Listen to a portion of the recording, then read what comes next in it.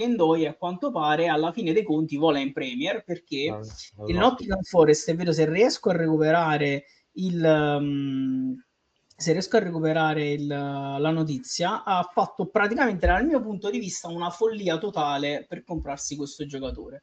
Parlo di follia perché stiamo parlando di un Nottingham Forest che va a chiudere la trattativa per Ndoye pagando 40 milioni più 5 milioni di bonus facili e 20% di rivendita. e il 20% di rivendita sulla futura rivendita da dare al Bologna. Oltre 20%. questo, il 20%, e oltre questo andrà a dare oltre 5, se non oltre 5 milioni all'anno a Ndoye.